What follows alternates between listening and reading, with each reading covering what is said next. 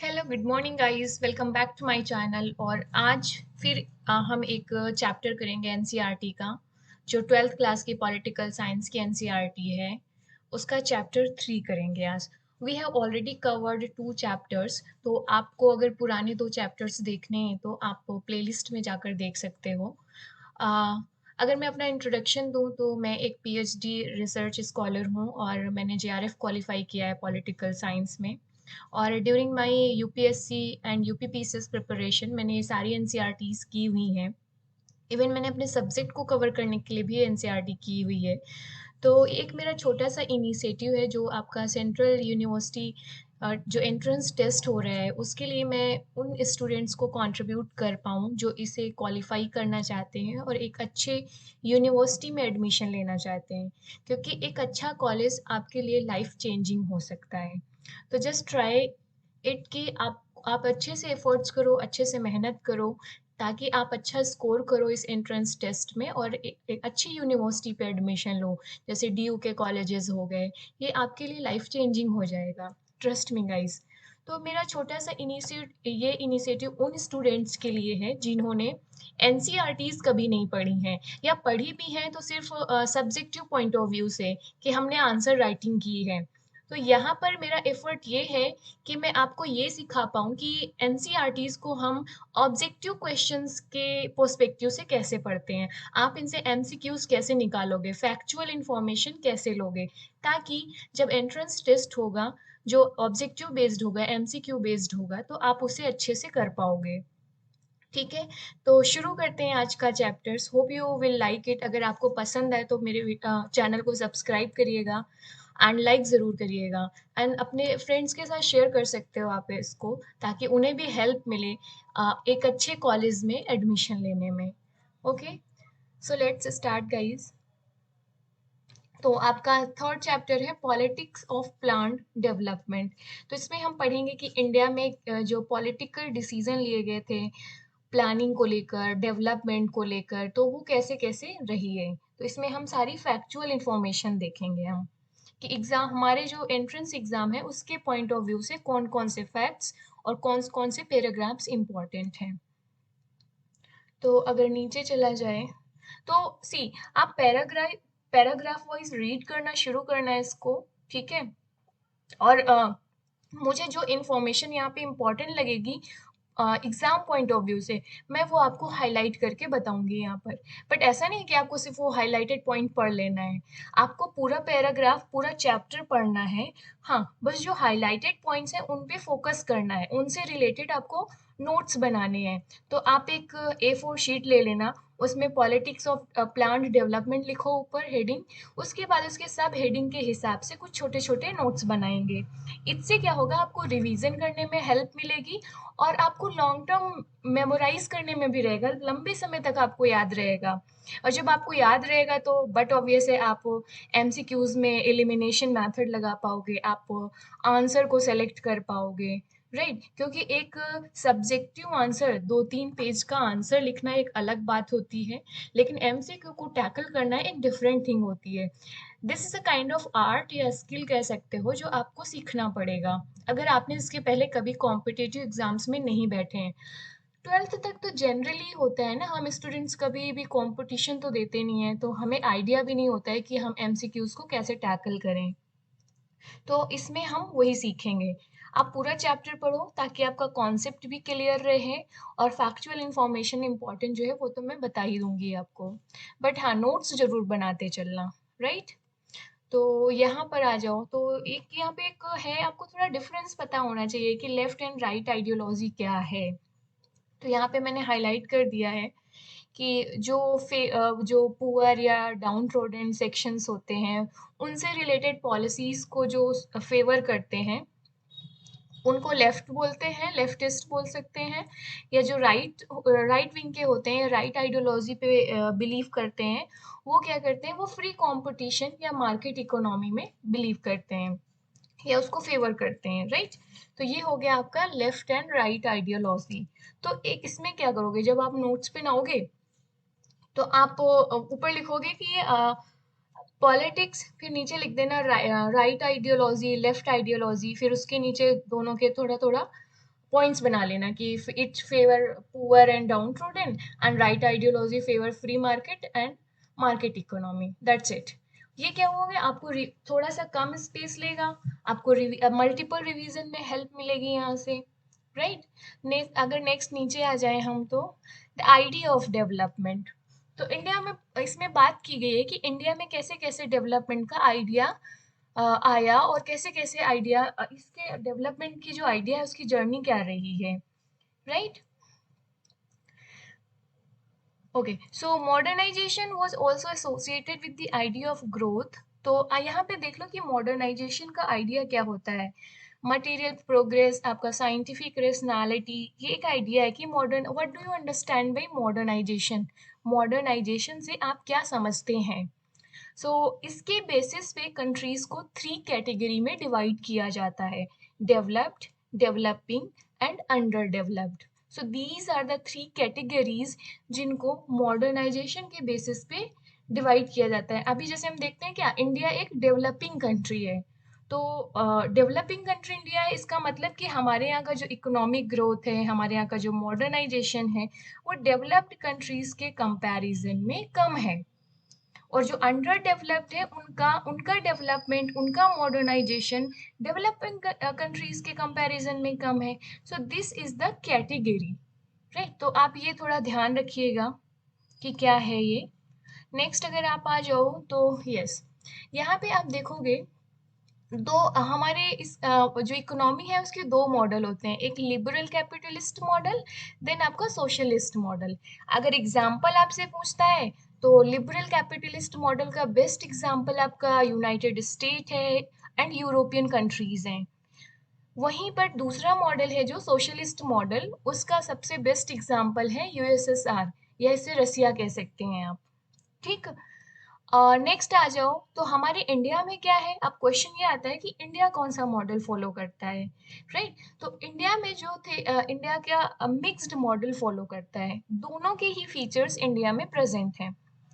अभी हम देखते हैं नीचे, अगर तो इंडिया में क्या जो हिस्टोरिकल बैकग्राउंड देखा जाए अगर, तो जो कम्युनिस्ट पार्टी के लीडर थे या नेहरू थे, सोशलिस्ट पार्टी, ये सब फेवर कर रहे थे आपके सोशलिस्ट मॉडल को, राइट। नेक्स्ट आ जाओ अगर तो yes, so the task of poverty, ये एक लाइन इंपॉर्टेंट है आपके एमसीक्यू पॉइंट ऑफ व्यू से। मैं इसे समझा देती हूँ कि आप जब ये पैराग्राफ पढ़ोगे ना तो इस लाइन को रिलेट कर पाओगे, राइट। लेकिन आपको इन सब पूरे पैराग्राफ में याद क्या रखनी है, ये लाइन, राइट। तो इंडिया में क्या था, क्यों इसको सोशलिस्ट मॉडल को सपोर्ट कर रहे थे लीडर्स, क्योंकि जो टास्क उनका ये मानना था कि जो पॉवर्टी एलिवेशन का टास्क है या सोशल इकोनॉमिक रीडिस्ट्रीब्यूशन का है, जो वेल्थ रीडिस्ट्रीब्यूशन है, वो ये किसकी रिस्पॉन्सिबिलिटी है, ये गवर्नमेंट की रिस्पॉन्सिबिलिटी है, ना कि प्राइवेट सेक्टर की। तो अगर गवर्नमेंट को ये इंपॉर्टेंट स्ट्रॉन्ग रोल लेना है तो हमें सोशलिस्ट मॉडल अडॉप्ट करना पड़ेगा, गेटिंग इट। तो ये लाइन इंपॉर्टेंट है, इसको ठीक से समझ लेना है कि इसका क्या मतलब है, इंडिया में क्यों सोशलिस्ट जो मॉडल है उसको फेवर किया जा रहा था, राइट। नेक्स्ट आ जाओ, प्लानिंग के बारे में है तो इसमें कुछ ऊपर आप पढ़ लेना पैराग्राफ, मेरा काम है सिर्फ आपको फैक्चुअल इंफॉर्मेशन बताना। तो planning commission very very very important from the exam point of view. सबसे इंपॉर्टेंट इसमें क्या है कि कब सेटअप किया गया, तो मार्च 1950। और इसको कोई एक्ट या कॉन्स्टिट्यूशन से नहीं एस्टैब्लिश किया गया था, ये एक गवर्नमेंट सिंपल रेजोल्यूशन लाई थी तो उससे इसको एस्टैब्लिश किया गया था।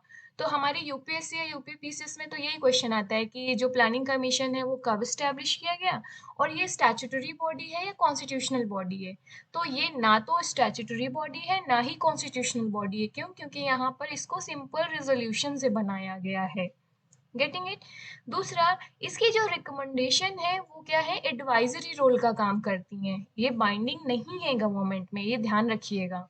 अगर मान लीजिए एक स्टेटमेंट में आ जाए कि प्लानिंग कमीशन की जो रिकमेंडेशन है वो बाइंडिंग है गवर्नमेंट में, तो no, it's a wrong statement. क्यों, क्योंकि इसका रोल क्या है, एडवाइजरी रोल है। दो कि अभी इसे रिप्लेस करके नीति आयोग लाया गया है, तो आपको नेक्स्ट इसमें एडिशनल इन्फॉर्मेशन क्या लिखनी है, अपडेटेड जो है, तो यहाँ पर जब आप इसका नोट्स बनाएंगे प्लानिंग कमीशन का, तो ये लिख लेंगे कि setup in the March 1950, then इसका established by a simple resolution, then it has advisory role. फिर नीचे आप एरो बना के लिखोगे कि इसको 2015 में रिप्लेस कर दिया गया है किससे, नीति आयोग से। तो अब कौन सी, अब प्लानिंग कमीशन ना होकर क्या है, नीति आयोग है। नीति आयोग का काम है जो काम प्लानिंग कमीशन करता था। तो बाकी आप नीति आयोग के बारे में पूरी इंफॉर्मेशन लिख लोगे, उसका कंपोजिशन कौन है, चेयरमैन कौन होता है नीति आयोग का, ये सारी चीजें आप लिख लोगे। नेक्स्ट एक क्वेश्चन और पूछता है कि इंडियन स्टेट का नेचर क्या है, मतलब इंडिया का नेचर क्या है। तो इंडिया एज अ स्टेट क्या है, एक वेलफेयर कंट्री है, राइट। तो इंडिया में, और इसके वेलफेयर के प्रोविजन आपको कहाँ कहाँ मिलते हैं, फंडामेंटल राइट्स में मिलेंगे आपको, and directive principle of state policy, यहाँ पर आपको इसके प्रिंसिपल्स मिल जाएंगे। तो इंडिया क्या करता है, प्रमोट करता है वेलफेयर स्टेट को, राइट। तो यहाँ से भी क्वेश्चन आता है वेलफेयर स्टेट से। तो इंडियन स्टेट का नेचर क्या है, वेलफेयर स्टेट है ये। ओके, नेक्स्ट अगर आप आ जाएं तो यहाँ पर देखें, हाँ, ये प्लानिंग कमीशन या प्लानिंग, जो इंडिया की प्लानिंग थी, इकोनॉमिक प्लानिंग, उसमें कई सारे प्लान आते हैं, राइट। तो ये बॉम्बे प्लान भी पूछा जाता है कि बॉम्बे प्लान क्या था, 1944 में आया था सबसे पहले, तो ये इंपॉर्टेंट चीज़ है, राइट। इसके बाद आप देखोगे कि इसमें इंपॉर्टेंट चीज़ क्या है, एक बार just a second guys, yes. तो ये कौन लेकर आया था आपके, ये जो बिग इंडस्ट्रियलिस्ट थे वो इकट्ठे मिले और वो एक प्लान प्रपोज किया था जिसको बॉम्बे प्लान के नाम से जानते हैं। तो ये कब आया, 1944 में। ये कुछ बिग इंडस्ट्रियलिस्ट थे वो लेकर आए थे, ठीक है।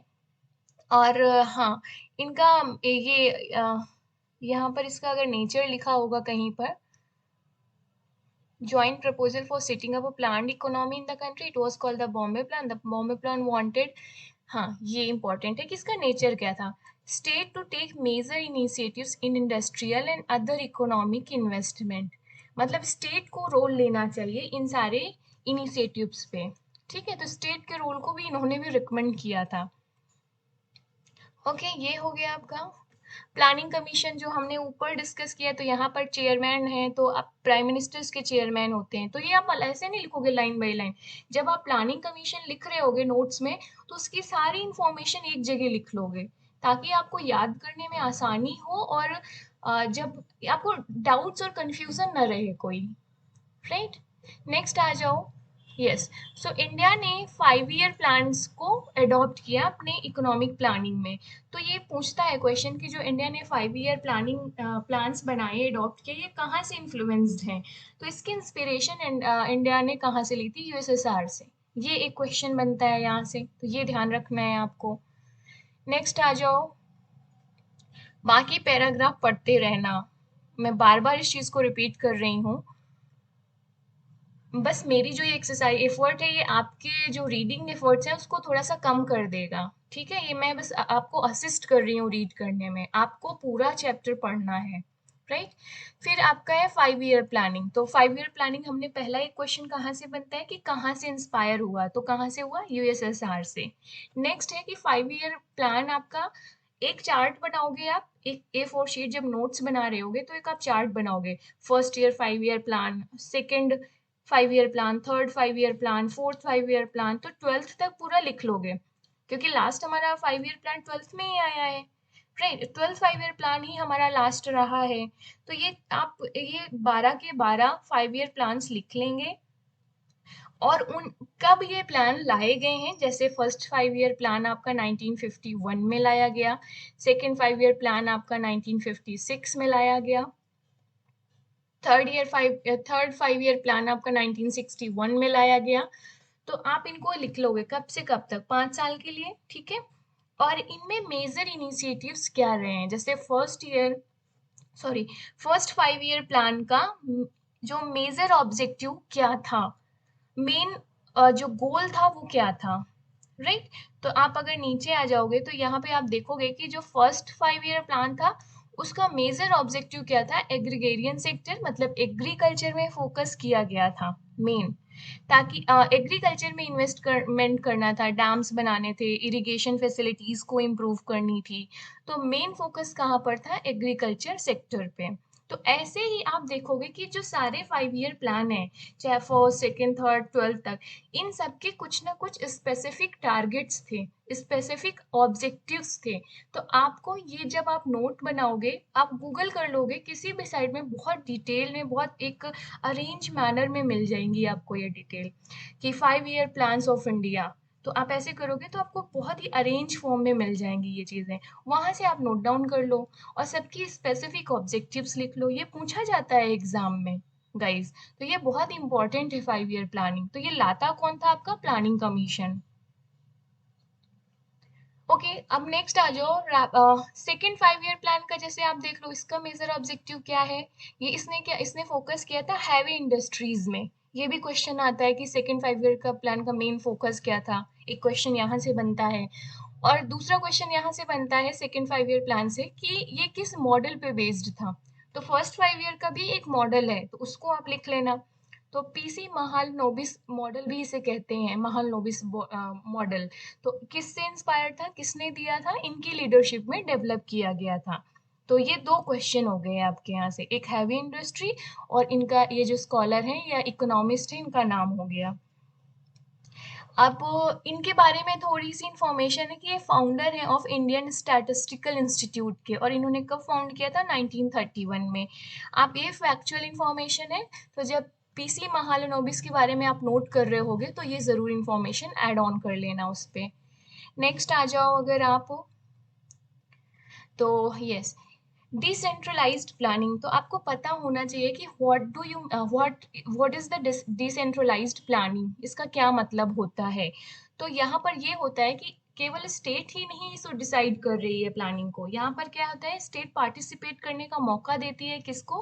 पीपल्स को, पंचायत को, जो rural local urban local bodies हैं ना, ये लोकल बॉडीज जैसे पंचायत, ब्लॉक लेवल पे, डिस्ट्रिक्ट लेवल पे, इन लोगों को भी इंक्लूड करती है प्लानिंग के प्रोसेस में। Getting it? तो डिसीजन मेकिंग प्रोसेस में इन सब जब पीपल्स का इन्वॉल्वमेंट रोल हो जाता है तो उसे कहते हैं डिसेंट्रलाइज्ड प्लानिंग।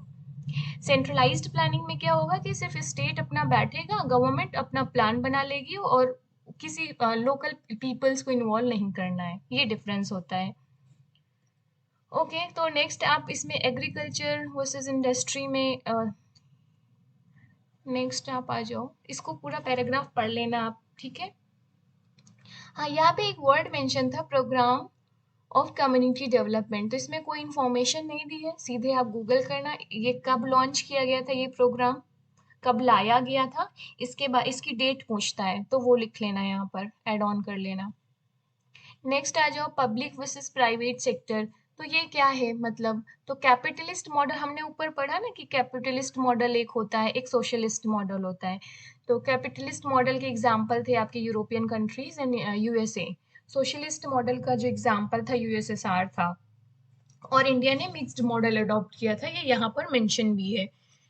तो कैपिटलिस्ट मॉडल क्या है? जहाँ पर जो डेवलपमेंट का प्रोसेस है या रिस्पॉन्सिबिलिटी है वो किस पे डिपेंड करती है? प्राइवेट सेक्टर पे की रिस्पॉन्सिबिलिटी होती है।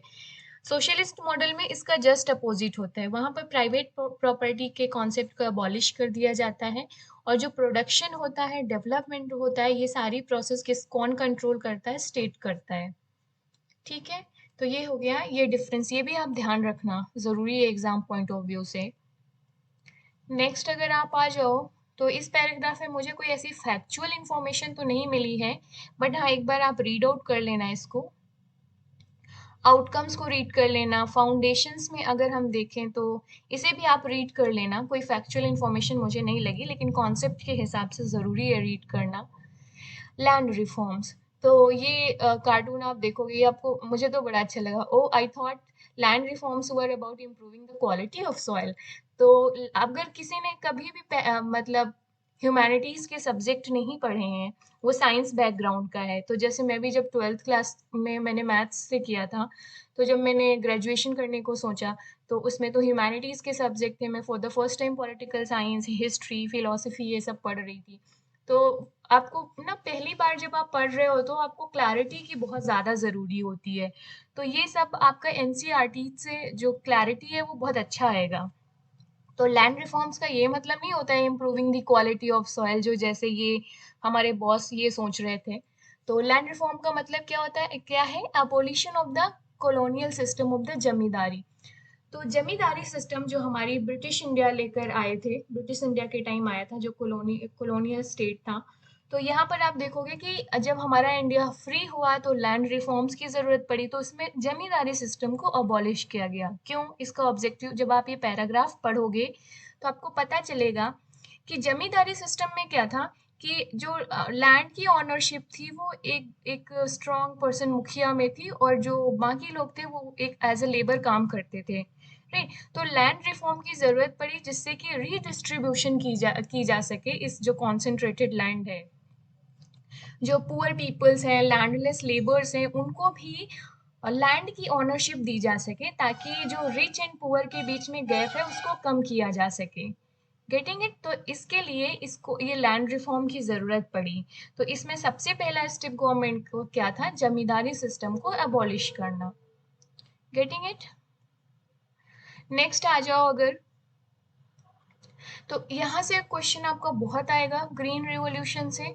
तो जब इंडिपेंडेंस के बाद आप देखोगे कि एग्रीकल्चर की स्थिति उतनी अच्छी नहीं थी, अब बहुत अच्छा प्रोडक्शन नहीं हो पा रहा था, तो फूड क्राइसिस आ गई थी, मतलब लोगों को इनफ फूड अवेलेबल नहीं था। तो ग्रीन रिवॉल्यूशन की जरूरत पड़ी। तो ग्रीन रिवॉल्यूशन में मतलब क्या था, फिर यहाँ पर आप देखोगे तो यहाँ पर आपको लगेगा ओ ये क्या है। तो ग्रीन रिवॉल्यूशन का ये मतलब है कि गवर्नमेंट ने जो एग्रीकल्चरल प्रोडक्शन है उसको इम्प्रूव करने के लिए एफर्ट्स लिए। तो यहाँ पर पूछता क्वेश्चन क्या पूछता है हमारे लिए, वो ज़्यादा इम्पोर्टेंट है। तो ग्रीन रिवॉल्यूशन के फीचर्स करके एक क्वेश्चन आएगा आपका। तो ये आता है हाई यील्डिंग वैरायटीज सीड्स आपके इस्तेमाल किए गए थे यहाँ पर ग्रीन रिवॉल्यूशन के टाइम पे, ताकि प्रोडक्शन जो आउटपुट हो वो ज़्यादा हो, राइट, हाई यील्ड हो। फर्टिलाइजर्स का इस्तेमाल किया गया था, पेस्टिसाइड्स का इस्तेमाल किया गया, बेटर इरिगेशन सिस्टम का इस्तेमाल किया गया, और ये सब गवर्नमेंट ने सब्सिडाइज्ड प्राइस पे अवेलेबल कराया, जिससे कि ज़्यादा से ज़्यादा फार्मर्स इन सब चीज़ों को यूज़ करें और प्रोडक्शन को इंक्रीज करें, राइट। और इसके बाद जब प्रोडक्शन हो जाएगा तो गवर्नमेंट ने गारंटी दी कि वो इस प्रोडक्ट को बाय करेंगे और उन्हें फेयर प्राइस देंगे। तो ये है आपका ग्रीन रिवॉल्यूशन के बारे में। तो ये यहाँ से क्वेश्चन तो मस्ट है। Getting it? नेक्स्ट आ जाओ। हाँ, एक चीज और ग्रीन रिवॉल्यूशन का पूछता है, तो इसमें सबसे ज्यादा प्रोडक्शन किसका बढ़ा था, मेन प्रोडक्शन आपका वीट का। तो green revolution basically wheat production को लेकर थी मेनली, ठीक है। बाकी अदर चीजें भी इंक्रीज हुई वो अलग बात है, लेकिन आपका वीट प्रोडक्शन टॉप पे था। और बट इसका एक निगेटिव क्या कॉन्सिक्वेंसेस आया था ग्रीन रिवॉल्यूशन का, ये था कि जो इससे क्या हुआ, जो रिच एंड पुअर फार्मर्स थे उनके बीच का गैप इंक्रीज हो गया था। तो यहाँ पर increased polarisation between classes and region हुआ था। पोलराइजेशन का मतलब समझ रहे हो कि एक तरफ रिच बढ़ गए, गरीब भी बढ़ गए, क्योंकि जिनके पास अच्छी जमीन थी, जो अफोर्ड कर पाए थे हाई यील्डिंग वैरायटी सीड्स को, फर्टिलाइजर्स को, पेस्टिसाइड्स को, बेटर इरिगेशन फैसिलिटीज जिस रीजन में थी, तो उनका प्रोडक्शन अच्छा रहा, ग्रीन रिवॉल्यूशन वहाँ सक्सेस रही, और उन्हें अच्छा खासा फायदा हुआ, जिसे कह सकते हैं मुनाफा हुआ, उन्हें एडवांटेज मिला इस चीज का। तो उनकी जो कंडीशन थी, उनकी अर्निंग्स थी, वो इम्प्रूव कर गई, राइट। लेकिन एक सेक्शन ऐसा था जो इससे अनअफेक्टेड रहा है, ये ग्रीन रेवोल्यूशन वहां नहीं हुई, क्योंकि उनके पास अफोर्डेबिलिटी नहीं थी कि higher yielding variety of seeds को ले पाए या फर्टिलाइजर को ले पाए, वहां पर बेटर इरिगेशन फैसिलिटी नहीं थी। तो आप देखोगे पंजाब और नियर बाई एरिया में ये काफी सक्सेस रहा था, region like Punjab, Haryana, western Uttar Pradesh. तो ये भी इम्पोर्टेंट है आपको कि किस रीजन में ये सक्सेस रहा। तो आपका एग्रीकल्चरली प्रॉस्पेरस हो गया था ये रीजन, तो ये ध्यान रखना है आपको यहाँ पर। नेक्स्ट आ जाओ अगर आप, तो हाँ, ये व्हाइट रेवोल्यूशन पूछता है, तो ग्रीन रेवोल्यूशन आप देखोगे एग्रीकल्चर फील्ड से थी, मेनली आपका व्हीट से था। ये व्हाइट रेवोल्यूशन आपका मिल्क से रिलेटेड है, तो पूछता है आपको कि व्हाइट रेवोल्यूशन किससे रिलेटेड है, तो ये किससे है, मिल्क से है। तो ऑपरेशन फ्लड पूछता है, ऑपरेशन फ्लड कहाँ पर इनिशिएट किया गया, तो ये मिल्क सेक्टर में किया गया था।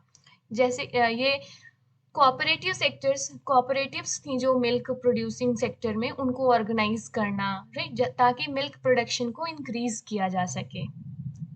नेक्स्ट आप कुछ डेवलपमेंट्स आप देखोगे, इंदिरा गांधी के टाइम पे क्या हुआ, 1967 में क्या हुआ, सेंट्रलाइजेशन बढ़ गया था।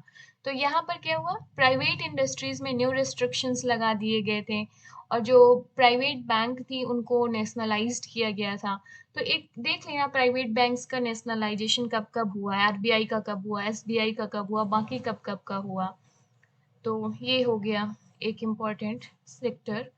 नेक्स्ट, यस, तो ये हो गई हमारी, यहाँ से खत्म होती है आपका थर्ड चैप्टर। तो मैंने कोशिश की कि मैं इम्पोर्टेंट चीज़ों को आप बता पाऊँ। हाँ, एक चीज़ और मुझे आपको यहाँ पे बताना था, जब आप एंट्रेंस टेस्ट में दे रहे होंगे, तो आप चाहे आप मॉक टेस्ट दे रहे हो या आप एक्चुअल टेस्ट दे रहे हो वहाँ पर, तो आप जब क्वेश्चन पढ़ोगे तो आपको ध्यान रखना है कि पूछ क्या रहा है। इनकरेक्ट स्टेटमेंट पूछ रहा है या करेक्ट स्टेटमेंट पूछ रहा है। जैसे इसमें पूछा है which of the statements about the Bombay plan is incorrect, तो आप ऐसा नहीं कि कौन सा करेक्ट है, अच्छा पहले ही पढ़ लिया या सेकंड पढ़ लिया कि हाँ state ownership of the industry को सपोर्ट कर रहा था, तो अच्छा ये लीडिंग इंडस्ट्रियलिस्ट ने लाया था तो आपने बस इसको मार दिया। नो, इसमें क्या पूछ रहा है कि इनकरेक्ट कौन सा है, तो आपको इस वर्ड को फोकस करके क्वेश्चन सॉल्व करना है। सेकेंड में भी है कि which of the following ideas did not form the part of the early phase of the India's development policy, तो यहाँ पे किस चीज पे आपको फोकस करना है, डिड नॉट। हमको जनरली तो लगेगा कि ये early phase of the India's planning जो डेवलपमेंट पॉलिसी थी उसमें अच्छा कौन था, तो हम तो देखेंगे अच्छा प्लानिंग का था, चलो डन। नो, इसमें क्या पूछा है, डिड नॉट, तो हम देखेंगे कि हमने अच्छा प्लानिंग सुना था, ये तो था ही। कोऑपरेटिव फार्मिंग हमने मिल्क में देखा ही, आपका व्हाइट रिवोल्यूशन या ऑपरेशन फ्लड देखा हमने। सेल्फ सफिशिएंसी की बात ही कर रहे थे, तभी तो ग्रीन रेवोल्यूशन लाए थे कि प्रोडक्शन ज्यादा हो और हम सेल्फ सफिशिएंट बने। बट लिबरलाइजेशन का पॉइंट हमने कहीं नहीं देखा है, सुना है इसमें। क्यों, क्योंकि लिबरलाइजेशन तो एलपीजी रिफॉर्म जब 1992 में आया तब आया था, अर्ली फेजेस में नहीं आया। यहाँ पूछा अर्ली फेजेस में, तो नहीं था, तो क्या कौन सा हो जाएगा आपका बी। तो मेरा मतलब ये है कि आप जब क्वेश्चन को कर रहे होगे तो ये नॉट, इनकरेक्ट, करेक्ट, ये सारी चीजों का ध्यान रखना। आप पहले इसको सर्कल कर लेना कि ये करेक्ट पूछा है या इनकरेक्ट पूछा है, ताकि आपकी जब आप ये ऑप्शंस को देख रहे होगे तो आपकी नजर यहाँ जरूर जानी चाहिए। यहाँ पे नॉट को सर्किल कर लेना, जिससे कि आप जब आंसर चूज कर रहे होगे तो आपका नजर यहाँ पे एक बार जरूर जाए। ओके गाइस, तो this is all for today, और यहाँ पर ये आज का सेशन एंड होता है।